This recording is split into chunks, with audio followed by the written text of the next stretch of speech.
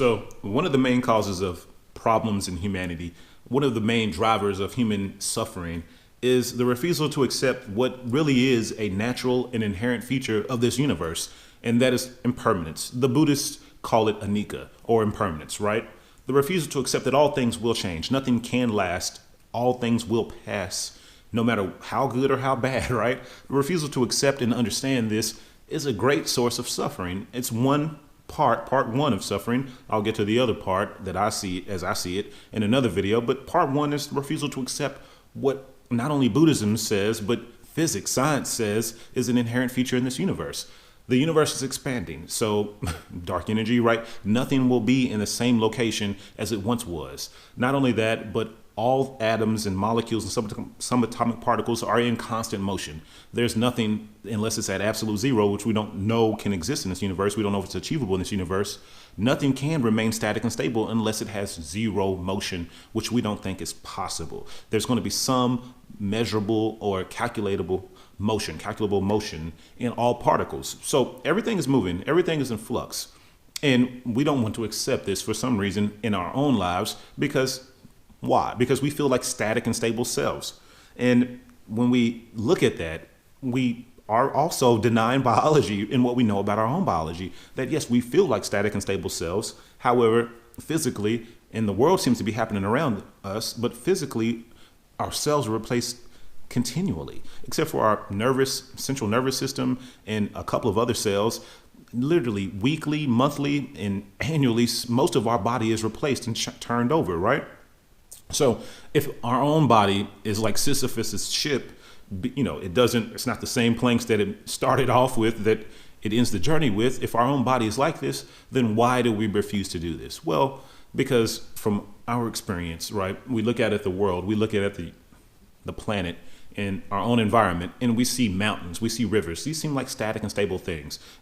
Our short lifespans, political systems and governments and religious faiths don't change greatly in most stable nations, especially in the United States. For the past couple hundred years, things have been somewhat consistent. There's been more social change than really political and economic change, right? So a lot of the institutions, universities are a couple of hundred years old, a lot of them now. So a lot of the institutions that we look to and peg ourselves against that seem to hold meaning and value and worth to us seem stable and static. So it's understandable why we think things should be this way or this is the right way for things to be. So it's forgivable, but it's not true. It's not correct. We know that all things change, and refusing to accept that our bodies change, the universe changes, what it leads to is this right here.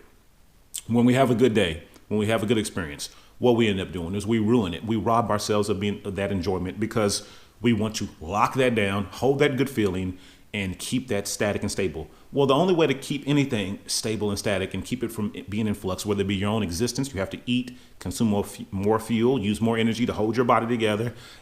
The same way to keep the happy times happy, you have to use so much energy to keep yourself in this state, whether it be through pleasure or through other experiences, to keep yourself in this heightened state of what we would call being happy, right? Most people's natural baseline is not happy. So to get in this heightened state, we'd have to work so hard and to maintain that, and that usually requires increasing frequency and quantity and intensity of whatever is the source of happiness. So it's going to fail, right? We have a limit as a human being, an energetic threshold, right?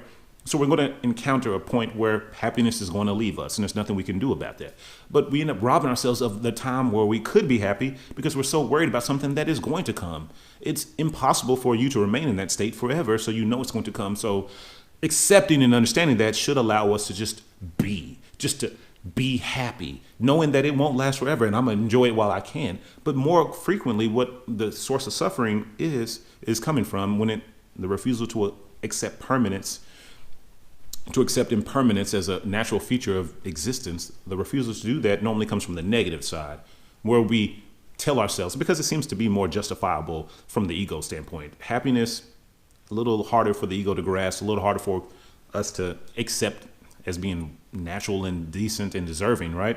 But most people have a little bit easier time of accepting suffering and negativity and pain as being more deserving and more real. And we think, oh, well, of course I'm in pain, and that's not going to last. I mean, that's going to last forever. Unlike happiness, where we think it won't last for nothing but a fleeting moment, and we want it to last forever. we turn around and see suffering as something that will never go away. Pain is something that will never go away. Well, it will if we allow it to. I mean, you may have physical pain, but you don't have to suffer as a result of it. You will know that eventually you will die, or eventually your medication and pain meds will kick in and you will get some relief. Or more likely it's emotional and psychological pain, grief from loss of a loved one or some relationship failure, right? We think that will last forever, and we get depressed as a result. We think that's our natural state now, that we're there.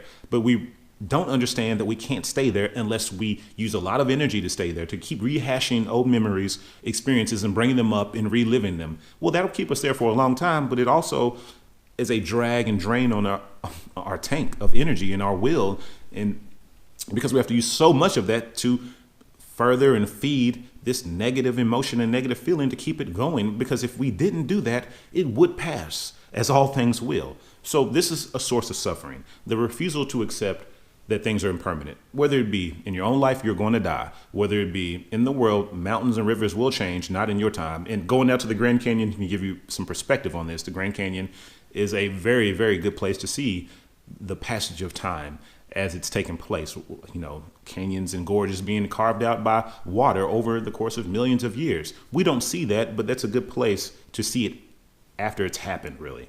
But we know that we may even allow that for the physical world, right? But we don't see ourselves as a part of that, which is also a failing and a failure. But because we see ourselves as disconnected and not in connected part of the physical world, we don't think that should happen to us. We don't believe that things will change.